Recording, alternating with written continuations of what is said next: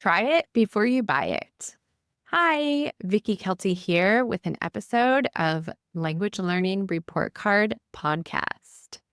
My study hits were that I had a fabulous time trying out my voice message speaking practice offer on my own with both Spanish and French.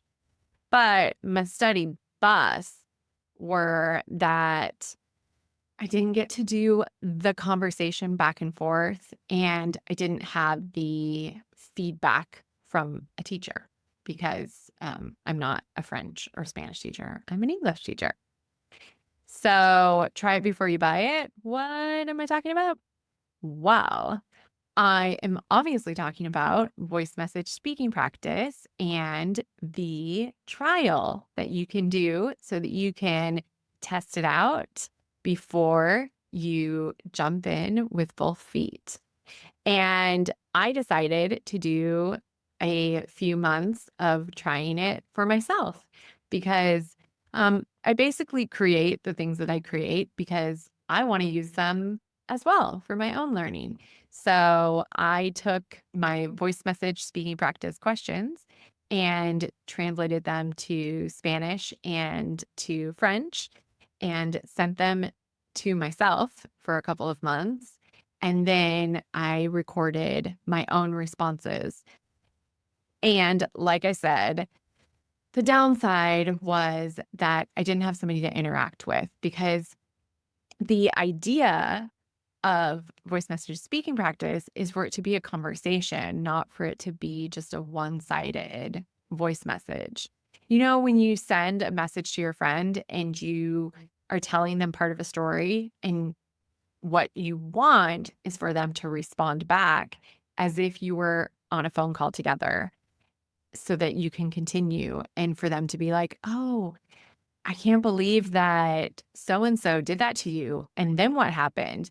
And then you respond back and tell them more of the story. Well, that is the idea of it, that you have your question to get you started.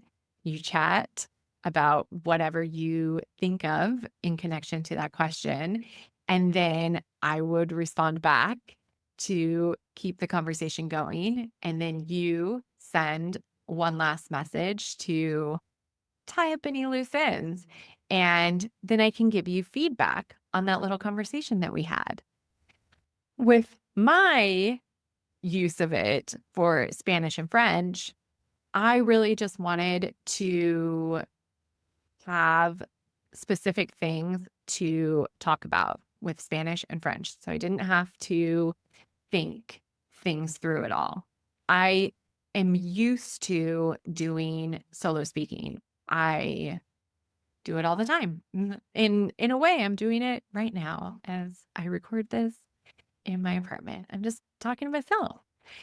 But sometimes it's just nice to have the topic given to you so you don't have to think about like, "Oh, what do I want to focus on today?" And then you go down this rabbit hole and 2 hours later, you have Wikipedia open and you are looking at the, story of the Titanic, and who knows? Like, the point being that you have completely forgotten about what your original intention was of doing some practice. And so, in order to avoid that distraction, I gave myself specific questions to answer in Spanish and in French. And that's what I did. And it was really nice. I did the first message of responding to the question. I spoke about it. I got to practice the specific grammar point and specific vocabulary that those questions were meant to have me practice because, yes, there is secret language intentions for each of the questions that I choose for voice message speaking practice.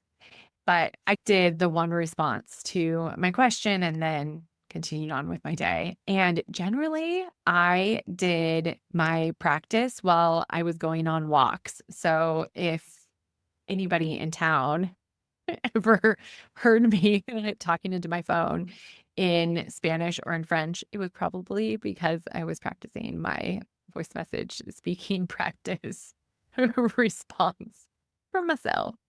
And yeah, I hope they enjoyed listening to it. I think that voice message speaking practice, obviously, I'm going to say that it's a amazing way to practice your speaking. And I found it personally to be really convenient. Open up my email, respond to the question that I had been given for that day, and continue my walk, basically, or continue my day and just check, cross that off my list. And I felt like I did it. I had done the speaking that was my intention for that week. And so it gave me weekly speaking practice with both French and Spanish. That, granted, Spanish, I do have Spanish around me a lot. So it was just that moment of like specific, intentional Spanish practice on a given topic. And with French, the thing is that I wasn't regularly doing French practice. So that was a moment for me to make sure that I was really doing some speaking in French. Basically, like, keep that comfort zone more comfortable, because you know how they say, like, get out of your comfort zone? Well, when you're out of your comfort zone, you're not comfortable, right? So if I'm not speaking French a lot, then speaking French is out of my comfort zone. But when I am regularly speaking French, then that's something that I'm used to. It's something I'm comfortable doing. So then it's not out of my comfort zone to do it. It's just part of my normal life. It's something in my comfort zone. So I did find that it was more just comfortable. I would use the same word. Yeah, that it was more comfortable for me to do it. And I I think that I'll probably start it back up again, having reflected on it now, that I would like to be consistently doing French speaking practice. The Spanish I don't mind about that one as much. But the French one, I would like to make sure that speaking French is within my comfort zone, so that when opportunity knocks for me to speak French, because it's around me weekly in my life, I will feel good about doing it. I will feel comfortable, right? That's that's the goal, is that you want using the language to be in your comfort zone. So when the opportunity arises to use it, it's not a shock to your system. You are like, oh yeah, this is something I do on a regular basis. This is no big deal, even if it's a conversation that you aren't practicing all the time. Doesn't matter.